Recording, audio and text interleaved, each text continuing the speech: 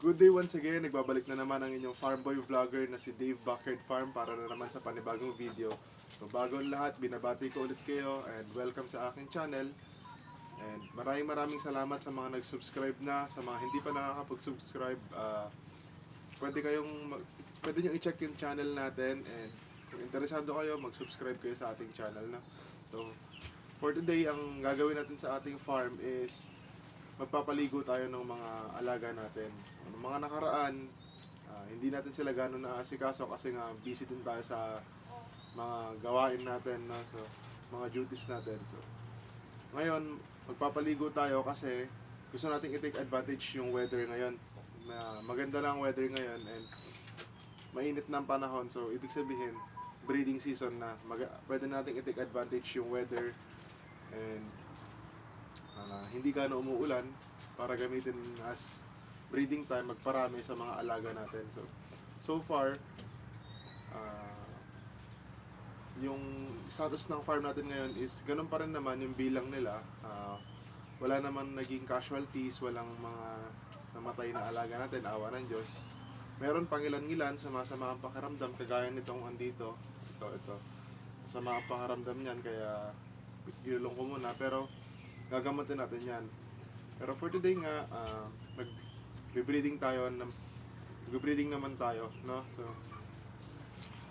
nung mga nakaraan, puro manok yung pinapakita natin. And, kung makapansin nyo, meron tayong nakakulong dito. Ayan. May nakakulong tayo dyan na pabo. Kasi, nung nakaraang buwan, naglimlim na rin yung mga yan. May napisa naman, unfortunately, nung transfer ko sa may cage ng manok and pinasama ko sa inahing manok, hindi naalagaan ng inahing manok and for some reasons, pati pala mga sisiw is territorial, no? So inaway nila yung mga pabo natin, which is parang ahead lang naman sila ng ilang days compared sa mga pabo natin, pero ganun pa rin naman, or possible na yung inahin ng umaway sa mga sisiw natin na hindi siya familiar. So sisiw na pabo, namatay yung apat na pirasong sisiw ng pabo. So sayang nga, pero ngayon gusto natin i-take advantage na yung weather and meron naman tayong breeding pen. So ikukulong na muna natin sila. Doon na muna tayo mag-focus ngayon as of now. Breeding tayo ng pabo. Pero before that, gusto muna natin silang i-condition. And first step sa pagko-condition natin is magpapaligo tayo, no? So originally ang gamit ko dito is Feather Shine, not sponsored, Feather Shine, pero ngayon try lang natin yung ibang brand which is yung Washout. And ang ginagawa ko kasi dati, dinahaluan ko talaga siya ng regular shampoo na anything basta smooth and silky yung ginagamit ko. Yun yung way ko. Yan. Smooth and silky yung mga ginagamit kong addition, pang-add. So, papaligo lang natin yung pabo and yung few chickens natin. Baka possible yung mga bagong pakawala na sisiw na dating nakakulong sa loob. Ayan. Kasi pinakawalan na namin sila. So, possible na paliguan din natin sila para lang matanggal yung mga kuto nila or mga dumi-dumi sa katawan nila and magiging first bath nila yon if ever ngayon na naka-free range na sila. So ayan, magkakarga muna tayo ng tubig kasi andito yung timba na gagamitin natin. Ayan, magkakarga muna tayo ng tubig. Ito yung gagamitin natin timba kasi hindi magkakasya yung pabo sa maliit na timba. So ayan. So kung mapapansin nyo, ayan yung isang pabo, inaagawan niya yung isang cobra natin. Ito kasi is hindi pa napapaliguan ever since naglimlim sila. So ngayon papaliguan natin sila.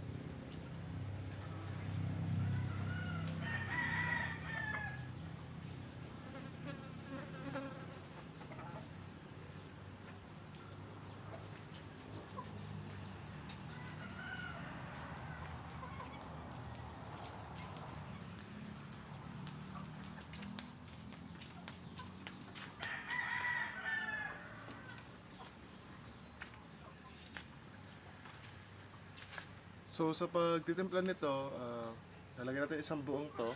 And hindi na natin susundin yung directions dito. Pero ang gagawin natin is pupunuin natin, halos kalahati nito kasi meron naman tayong additional na shampoo.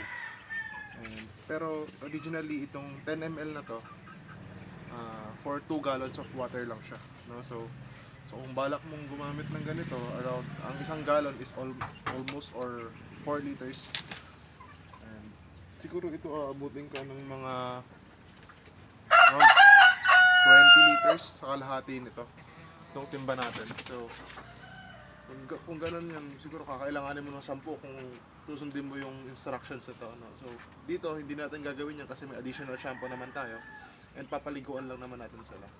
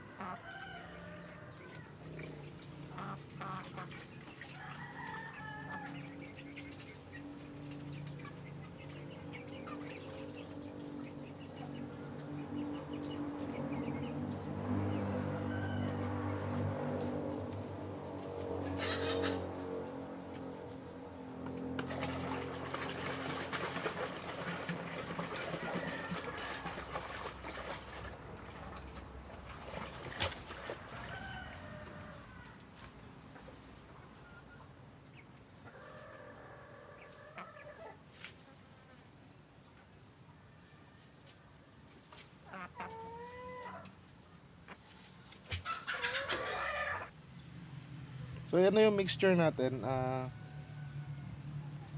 Almost kalahati, hindi na natin siya ginawang kalahati. And kakasya na yung pabo na malaki dyan. So kukunin na natin sila and papaliguan na natin.